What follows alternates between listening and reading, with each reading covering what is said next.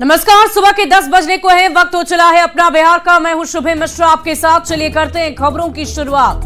BJP के राष्ट्रीय अध्यक्ष और केंद्रीय स्वास्थ्य मंत्री जेपी नड्डा आज से 2 दिन बिहार दौरे पर हैं। जेपी नड्डा इन 2 दिनों में 5 अस्पतालों का उद्घाटन करेंगे और आज पटना पहुंचने के बाद सबसे पहले जेपी नड्डा सीएम नीतीश कुमार से मुलाकात करेंगे और फिर जेपी नड्डा आईजीआईएमएस जाएंगे। आईजीआईएमएस में बने नए नेत्र अस्पताल का उद्घाटन करेंगे। 188 करोड़ की लागत से नेत्र अस्पताल का निर्माण किया गया है। साथ ही यहां जेपी नड्डा 800 करोड़ की योजनाओं की शिलान्यास भी करेंगे। पटना के बाद सीधे उनका अगला कार्यक्रम है भागलपुर जाने का। भागलपुर में केंद्रीय स्वास्थ्य मंत्री 200 बेड के सुपर स्पेशलिटी ब्लॉक का उद्घाटन करेंगे और इसके बाद वो गया जाएंगे। गया में मगध मेडिकल कॉलेज में सुपर स्पेशलिटी अस्पताल का उद्घाटन उनकी तरफ से किया जाएगा और अपने दौरे के दूसरे दिन यानी कि जेपी नड्डा पटना साहिब के तख्त श्री हरमंदिर साहिब गुरुद्वारा में भी मत्था टेकेंगे और फिर पटना मेडिकल कॉलेज हॉस्पिटल जाएंगे। पीएमसीएच में बन रहे नए ब्लॉक को देखेंगे। पीएमसीएच में निरीक्षण के बाद दरभंगा जाएंगे और दरभंगा में एम्स के लिए प्रस्तावित स्थल का मुआयना भी करेंगे। इसके लिए शोभन बाईपास के पास बिहार सरकार ने जमीन का अधिग्रहण कर लिया है। फिर जेपी नड्डा दरभंगा और मुजफ्फरपुर मेडिकल कॉलेज में सुपर स्पेशलिटी ब्लॉक का उद्घाटन करेंगे। इसके साथ साथ नड्डा के बिहार दौरे पर सियासत भी काफी तेज हो गई है। जेपी नड्डा स्वास्थ्य के क्षेत्र में बिहार को बहुत बड़ी सौगात देने वाले हैं।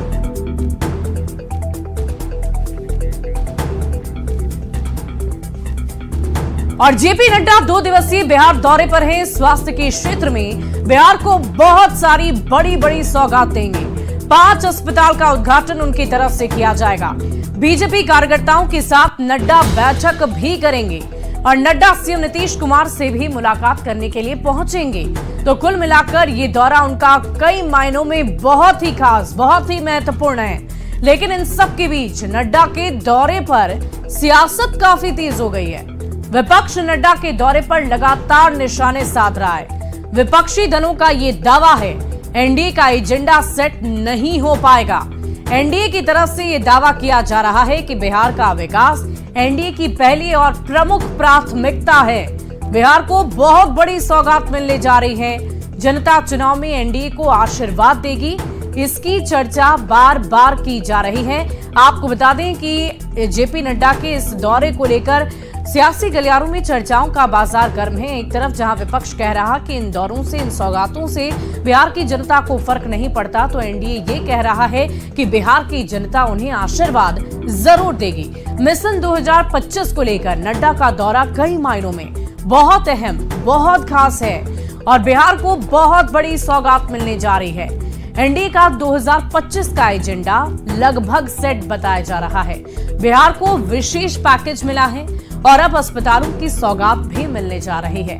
केंद्र सरकार का बिहार पर विशेष फोकस है। इन दौरों से, इन योजनाओं से, इन शिलान्यासों से ये समझा जा सकता है और आने वाले चुनाव में एनडीए इसे भुनाएगी भी, बताएगी भी कि उनकी सरकार में कितने सारे काम किए गए, कितने अस्पताल खोले गए और कितनी सारी योजनाएं बिहार वासियों को सौगात के तौर पर दी गई है। बढ़ते आगे, बीजेपी के राष्ट्रीय अध्यक्ष और केंद्रीय स्वास्थ्य मंत्री आईजीआईएमएस में रीजनल इंस्टीट्यूट ऑफ ऑप्थोमेलॉजी यानी कि नेत्र अस्पताल का उद्घाटन करेंगे और इसके बाद दोपहर में वो भागलपुर जाएंगे, जहां जवाहरलाल मेडिकल कॉलेज में 200 बेड के सुपर स्पेशलिटी अस्पताल का उद्घाटन करेंगे। शाम को गया जाएंगे, जहां एएन मेडिकल कॉलेज में 200 बेड के सुपर अति विशेषज्ञ स्पेशलिटी अस्पताल का उद्घाटन करेंगे और देर शाम पटना में बीजेपी दफ्तर में मंत्रियों के साथ भी उनकी बैठक होगी। शनिवार को वो पीएमसीएच में बन रहे वर्ल्ड क्लास अस्पताल का निरीक्षण करेंगे और इसके बाद वो दरभंगा में एम्स के लिए प्रस्तावित स्थल का मुआयना करेंगे। फिर अपने प्रस्तावित आखिरी कार्यक्रम के तहत वो दरभंगा मेडिकल कॉलेज और मुजफ्फरपुर मेडिकल कॉलेज में 2 बेड के सुपर स्पेशलिटी ब्लॉक का उद्घाटन करेंगे। इस पूरी खबर पर पटना आईजीआईएमएस समारोह स्थल से न्यूज 18 संवाददाता अमित कुमार बता रहे हैं कि वहां क्या कुछ तैयारियां हैं। राष्ट्रीय अध्यक्ष और केंद्रीय स्वास्थ्य मंत्री जगत प्रकाश नड्डा 2 दिवसीय दौरे पर पटना आ रहे हैं, बिहार आ रहे हैं और आज पटना में जो आईजीआईएमएस में है वो नेत्र अस्पताल उसका आज वो उद्घाटन करेंगे। विधिवत ये शुरुआत जो है वो की जाएगी और यहाँ देख सकते हैं कि उसको लेकर के तैयारी जो है वो लगभग पूरी कर ली गई है। जैसे ही वो पटना एयरपोर्ट पे लैंड करेंगे और उसके बाद वो स्टेट गेस्ट हाउस जाएंगे और फिर मुख्यमंत्री आवास भी जाएंगे। मुख्यमंत्री आवास से होने के बाद वो सीधे जो है यहाँ पे यह समारोह स्थल है, आँख का अस्पताल जो है IGMS में बनाया गया है और इसकी जो लागत है वो 188 करोड़ रुपए की लागत से जो है वो बनाई गई है। बताते ये भी चले कि स्वास्थ्य विभाग द्वारा 850 करोड़ रुपए की लागत से विभिन्न परियोजनाओं का जो है उद्घाटन और शिलान्यास भी जो है वो जगत प्रकाश नड्डा यानी कि JP नड्डा करेंगे। तो यहाँ देखिए जब उद्घाटन होगा तो ये शिलापट यहाँ पे बनाया गया है और रिमोट से वो इस शिलापट को हटाएंगे, उद्घाटन करेंगे। इसके अलावा अगर हम बात करें तो बिहार में और भी 2 कार्यक्रम जो है वो JP नड्डा का है। एक कार्यक्रम जो है वो गया में है और दूसरा कार्यक्रम जो है वो भागलपुर में है, दरभंगा में भी एक कार्यक्रम है। तो इन सभी जगहों पे वो जाएंगे और ये जो जानकारी दी गई है BJP के प्रदेश अध्यक्ष दिलीप जायसवाल के द्वारा, उनके मुताबिक जयप्रकाश नड्डा जो है सबसे पहले IGMS में रीजनल इंस्टीट्यूट ऑफ ऑप्थेल्मोलॉजी यानी कि आँख के अस्पताल का उद्घाटन करेंगे। इसके बाद दोपहर में वो भागलपुर जाएंगे जहाँ जवाहरलाल मेडिकल कॉलेज में 200 बेड के सुपर स्पेशलिटी अस्पताल का उद्घाटन करेंगे। तो कह सकते हैं कि JP नड्डा का जो कार्यक्रम है 2 दिनों का वो अति व्यस्त कार्यक्रम है और इस बीच वो BJP के कार्यकर्ताओं नेताओं के साथ भी मुलाकात करेंगे और 2025 जैसा कि कहा जा रहा है कि 2025 में बिहार विधानसभा चुनाव होने हैं तो उसको लेकर रणनीति भी वो तैयार करेंगे, अपने मंत्रियों के साथ मंथन करेंगे, कार्यकर्ताओं के साथ संवाद करेंगे। कैमरा संदीप के साथ अमित कुमार, न्यूज़ 18 पटना। और आज पूर्वी बिहार के लोगों को केंद्र सरकार की ओर से बहुत बड़ी सौगात मिलने जा रही है। केंद्रीय स्वास्थ्य मंत्री JP नड्डा भागलपुर के बरारी में 200 करोड़ की लागत से बने 200 बेड के सुपर स्पेशलिटी हॉस्पिटल का उद्घाटन करेंगे, जिसको लेकर लगभग सारी तैयारियां पूरी की जा चुकी है। आपको बता दें कि इस अस्पताल के शुरू हो जाने से भागलपुर ही नहीं बल्कि आसपास के कई जिलों के साथ साथ पड़ोसी राज्य झारखंड और बंगाल के मरीजों को इसका सीधा लाभ मिलेगा। इस खबर पर और अधिक जानकारी दे रहे हैं न्यूज़ 18 संवाददाता विकास कुमार सिंह। आज केंद्र सरकार की ओर से पूर्वी बिहार के लोगों को बड़ी सौगात मिलने जा रही है। केंद्रीय स्वास्थ्य मंत्री JP नड्डा और बिहार के उप मुख्यमंत्री विजय सिन्हा और सम्राट चौधरी आज भागलपुर आएंगे और भागलपुर के बरारी में 200 करोड़ रुपयों की लागत से बने सुपर स्पेशलिटी हॉस्पिटल का लोकार्पण करेंगे। लोकार्पण को लेकर लगभग सारी तैयारी जो है वो पूरी कर ली गई है। तस्वीरों में साफ तौर पर आप देख सकते हैं कि किस तरह से अस्पताल परिसर में भव्य पंडाल का निर्माण कराया गया और तकरीबन जो सारी तैयारी है वो पूरी कर ली गई है। बता दें कि इस हॉस्पिटल में जो है 7 विभाग बनाए गए हैं, लेकिन बहरहाल 4 विभाग न्यूरोलॉजी, कार्डियोलॉजी, नेफ्रोलॉजी के साथ प्लास्टिक सर्जरी की जो OPD सेवा है वो फिलहाल प्रारंभ की गई है। लेकिन जैसे ही आज इस हॉस्पिटल का लोकार्पण हो जाएगा उसके बाद सभी विभाग की OPD सेवा सुचारू ढंग से शुरू कर दिया जाएगा। बरसों से लोगों को इस अस्पताल के शुरू होने का इंतजार था, तो आज जो है यह इंतजार की घड़ी खत्म होने वाली है और आज केंद्र सरकार की ओर से पूर्वी बिहार के लोगों को एक बड़ी सौगात मिलने जा रही है। बता दें कि उद्घाटन समारोह को लेकर जिला प्रशासन के साथ साथ पुलिस प्रशासन अलर्ट मोड में है। पुलिस प्रशासन की ओर से शहर के सभी चौक चौराहों पर और जो उद्घाटन समारोह है वहां पर सुरक्षा व्यवस्था बढ़ा दी गई है। तो खास तौर पर इस अस्पताल के शुरू हो जाने से मायागंज अस्पताल पर मरीजों का दबाव कम होगा और साथ ही साथ भागलपुर ही नहीं आसपास के कई जिलों के जो लोग हैं वो साफ तौर पर लाभान्वित होंगे। तो ऐसे में केंद्र सरकार की ओर से इसे बड़ी सौगात के रूप में देखा जा रहा है। विकास कुमार सिंह, न्यूज़ 18 भागलपुर। और JP नड्डा के बिहार दौरे पर सियासत काफी तेज हो गई है। आरजेडी और कांग्रेस का कहना है कि बिहार में NDA का एजेंडा सेट नहीं हो पाएगा। जनता ने इस बार सरकार बदलने का मूड बना लिया है, तो बीजेपी और जेडीयू ने नड्डा के दौरे का स्वागत करते हुए कहा कि बिहार को बहुत बड़ी सौगात मिलने जा रही है। देखिए, बीजेपी के राष्ट्रीय अध्यक्ष केंद्रीय स्वास्थ्य मंत्री आदरणीय नड्डा जी बिहार आ रहे हैं। यहाँ एजेंडा सेट नहीं होगा बीजेपी का। बिहार की 14 करोड़ जनता अपना आशीर्वाद श्री तेजस्वी यादव जी को देने के लिए तैयार है और बिहार कब तेजस्वी यादव जी के नाम होगा ये सबको पता है। तो एजेंडा क्या सेट करेंगे? हिंदू मुस्लिम करना है, मंदिर मस्जिद करना है, भाई भाई में लड़ाना है, रोजगार की बात तो करना है नहीं। बिहार को विशेष राज्य का दर्जा क्यों नहीं दे रहे हैं, इस पर बात करना नहीं। विशेष पैकेज क्यों नहीं दे रहे?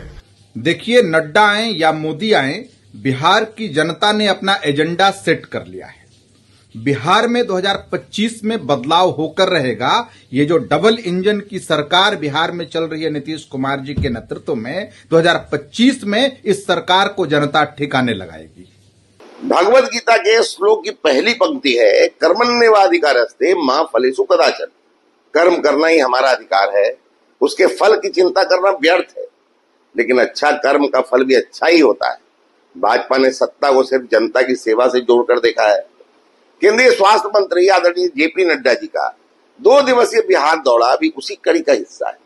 भाजपा पूरे मनोयोग से जनता की सेवा करती है और जनता भाजपा को अपना आशीर्वाद देती है। देश के माननीय स्वास्थ्य मंत्री तथा भारतीय जनता पार्टी के राष्ट्रीय अध्यक्ष आदरणीय जेपी नड्डा साहब बिहार दौरे पर आ रहे हैं। हम सभी उनका हार्दिक अभिनंदन तथा स्वागत करते हैं। देखिए, आदरणीय नड्डा साहब डिफरेंट मेडिकल कॉलेजेस का निरीक्षण करेंगे और IGIMS जो हॉस्पिटल है उसमें आई हॉस्पिटल का उद्घाटन करेंगे। और ये हमें कहते हुए बहुत ही फक्र हो रहा है कि यह हॉस्पिटल पूर्वोत्तर भारत का सबसे बड़ा सुपर स्पेशलिटी हॉस्पिटल होगा।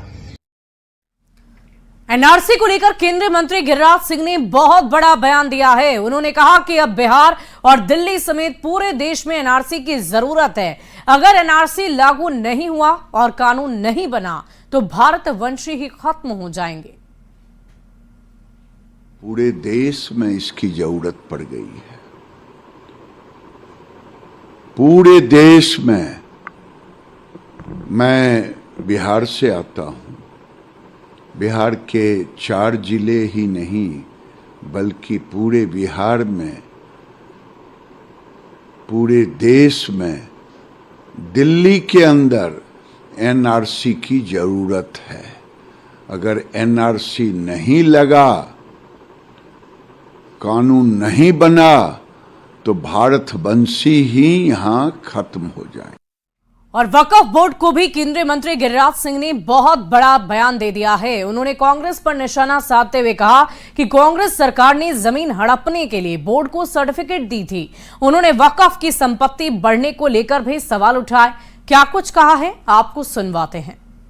केवल दे रहा हूं, वक्फ बोर्ड जो है ये एक तरह से कांग्रेस की सरकार ने अपने कार्यकाल में जमीन हड़पने का सर्टिफिकेट दे दिया और जिसका सबूत उसी हिमाचल विधानसभा के अंदर मंत्री बता रहे हैं जवाब में। ये जमीन सरकार की है। वक्फ बोर्ड 2 साल पहले कही थी कि मेरा 5000 कुछ सौ है, आज 1000 ज्यादा जमीन बढ़ गया। उनकी संपत्ति कहां से आ गई? क्या अंडा देती है? मुर्गी है वक्फ बोर्ड। और बिहार में जारी भूमि सर्वे पर भूमि सुधार और राजस्व मंत्री ने कहा कि जो भी सर्वे में गलत करेगा वो जेल जाएगा। गड़बड़ी को लेकर ही महाराजगंज के DCLR जेल गए हैं और कई सस्पेंड भी हुए। उन्होंने कहा कि अगर सर्वे को लेकर शिकायत आई तो अधिकारियों के साथ ही दलाल और माफियाओं की भी खैर नहीं।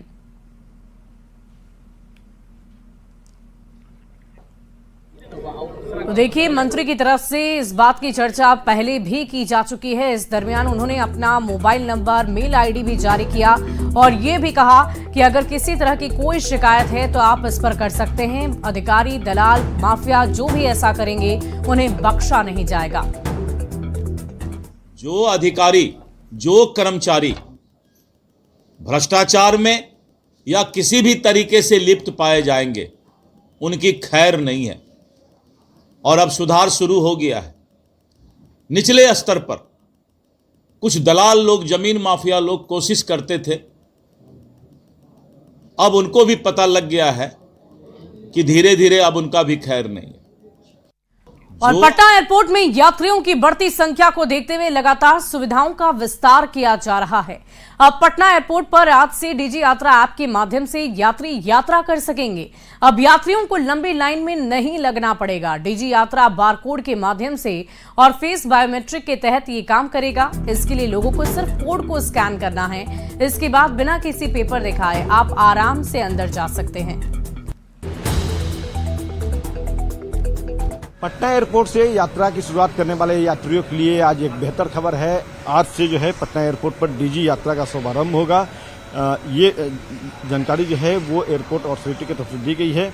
जो जानकारी दी गई है उसके मुताबिक डिपार्चर गेट 1A के पास इसे लगाया जाएगा। जो डीजी यात्रा है उसे लगाया जाएगा और वीडियो कॉन्फ्रेंसिंग से केंद्रीय नागरिक उड्डयन मंत्री राधा मोहन नायडू किंजरपुर इसका शुभारंभ करेंगे। इसके चालू हो जाने के बाद जो है या इसकी सुविधा लेने वाले यात्रियों को चेक इन के समय अपने आईडी और टिकट की जांच करवाने के लिए लंबी लाइन में नहीं लगना पड़ेगा, बल्कि अपने मोबाइल ऐप के जरिए जो ही हैं वो डीजी यात्रा का सुविधा ले सकेंगे। बस उन्हें डीजी ऐप जो है उसको डाउनलोड करना पड़ेगा और उसके बाद अपने फ्लाइट नंबर के साथ टिकट नंबर और अपना फेशियल स्कैन अपलोड कर देंगे और उसके बाद जो है एयरपोर्ट के डिस्चार्ज गेट से गुजरने के दौरान वहां लगे कैमरा और उससे जुड़ा डीजी ऐप अपने आप यात्री के चेहरे को पहचान कर और उसके टिकट नंबर के साथ उसका संबंध स्थापित कर उसे अंदर जाने की एंट्री जो है वो इजाज़त दे देगा।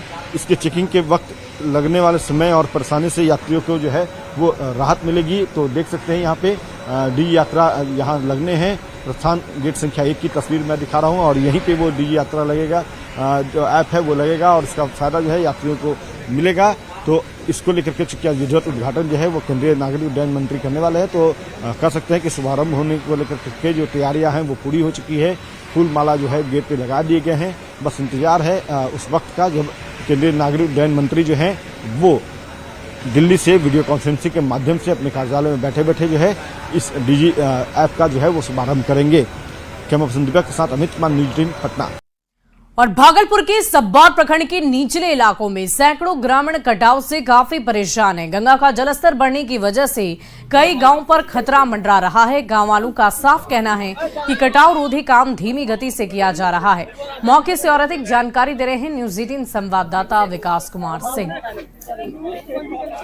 भागलपुर के निचले इलाकों में लगातार गंगा कटाव कर रही है। सबौर प्रखंड के मसाड़ू गांव में गंगा कहर बरपा रही है और जल संसाधन विभाग की ओर से जो है मसाड़ू गांव को बचाने के लिए कटाव विरोधी कार्य कर रही है। और तस्वीरों में साफ तौर पर देख सकते हैं किस तरह से बोरी में बालू डालकर जियो बैग जो है वो गांव के किनारे किनारे डाला जा रहा है। हालांकि अब तक दर्जनों घर गंगा में विलीन हो गए हैं, लेकिन विभाग की ओर से अब जो है कटाव रोधी कार्य शुरू कराए गए हैं। किस तरह का कार्य है, लगता है इस कार्य से गाँव का अस्तित्व बच जाएगा? इस तरह से कार्य अगर होगा तो हम लोग का गाँव नहीं बचेगा, क्योंकि कार्य जो हो रहा है जिस स्थिति से हो रहा है उस तरह नहीं होगा। हम लोग का कार्य जो है पूरी कड़ा से किया जाएगा तभी गांव बचेगा, नहीं तो पूरी तरह से चला जाएगा। क्या संतुष्ट नहीं है इस कार्य से? हम लोग संतुष्ट नहीं है। संतुष्ट है कार्य इससे? संतुष्ट नहीं है सर। 2 गो 3 गो नाव आते हैं, उससे क्या होगा एक बोरी से? और इसको तेजी से काम आगे बढ़ाया जाए और लेबर मजदूर को और बढ़ाया जाए। साथ में समाज का आदमी भी है, गाँव का आदमी है, सब करने के लिए तैयार। रात भर सर यहाँ सोते नहीं है, बहुत धीरे धीरे हो रहा है। जो ग्रामीण है मसाड़ू गांव के लोगों का कहना है कि ये जिस तरह से यह कार्य जो है कटाव रोधी कराए जा रहे हैं, ऐसे में गांव के अस्तित्व को नहीं बचाया जा सकता है। कार्य में तेजी लाने की जरूरत है। विकास कुमार सिंह, न्यूज़ 18 भागलपुर। और कटिहार में तेजी से बाढ़ के हालात में सुधार हो रहा है, लेकिन अभी बरारी प्रखंड के कई निचले इलाकों में बाढ़ का पानी अब भी जस का तस है। ऐसे में उन इलाकों में सरकारी नाव नहीं मिलने से लोगों को आवागमन में परेशानी हो रही है। बच्चों को कंधे पर रखकर नदी को पार करना पड़ता है। कुर्सेला प्रखंड के दक्षिणी मुरादपुर बालू टोला वार्ड संख्या 11 के निवासियों ने स्थानीय प्रशासन और प्रतिनिधियों से मदद की गुहार लगाई है। क्या पानी में घुसे हुए हैं, पानी में जाते आते हैं बच्चे को लेके, कितना रिस्की है, कितना जानलेवा है? तो रोज का आना जाना है तो क्यों, क्या कीजिएगा? प्रशासन की तरफ से नाव कई बार बोले हैं, प्रखंड स्तर के पदाधिकारी को कोई सुन ही नहीं रहा है। खाना पीना का सामान, रोजमर्रा का जिंदगी कैसे तो क्या कीजिएगा? इस विषय में कोई भी चीज देखिए नहीं रहा है। हमारे विधायक जी भी आए थे, आश्वासन देके गए। सामान लाना कैसे होता है घर? सब पानी से ही जाते हैं, जल से ही जाते हैं। अगली खबर गोपालगंज से आपको बताएं, जहां हल्की बारिश के बाद लोगों को उमस भरी गर्मी से राहत मिल गई है। आपको बता दें कि आज और कल बारिश के साथ ठनका गिरने का अलर्ट जारी कर दिया गया है। मौसम के मिजाज की पूरी जानकारी दे रहे हैं न्यूज़ 18 संवाददाता गोविंद कुमार। मौसम बदला सा नजर आ रहा है। कल से यहाँ लगातार रुक रुक कर बारिश हो रही है। आज सुबह में भी हल्की बारिश हुई है और बारिश के बाद से मौसम सुहाना हो गया है। मौसम विभाग ने आज और कल 2 दिनों तक हल्की बारिश का अनुमान जताया है। ऐसे में लोगों से भी सावधानी बरतने की अपील की गई है, क्योंकि मौसम विभाग ने बारिश के साथ साथ वज्रपात को लेकर भी अलर्ट किया है। अगर बात करें तापमान की, तो यहाँ तापमान में भी गिरावट आई है और न्यूनतम तापमान 27 डिग्री तक पहुंच गया है। तो ऐसे में लोगों ने उमस भरी गर्मी से राहत ली है। तो वहीं दूसरी तरफ मौसम विभाग ने आज और कल लगातार 2 दिनों तक बारिश का अलर्ट किया है। तो बारिश से जहां मौसम सुहाना हो गया, वहीं तापमान में गिरावट आने से लोगों को उमस भरी गर्मी से राहत मिली है। गोविंद कुमार, न्यूज़ 18, गोपालगंज। और क्या आपने अभी तक भारत के सबसे बड़े रिटेल ज्वेलरी की स्पेशल क्राफ्टमैनशिप पर फिल्म देखी है? अगर नहीं देखा तो आज रात 9 बजे खास मेहमान के साथ देखिए सिर्फ और सिर्फ न्यूज़ 18 बिहार झारखंड पर। फिलहाल इस बुलेटिन में अभी के लिए बस इतना ही। आप बने रहे न्यूज़ 18 बिहार झारखंड के साथ।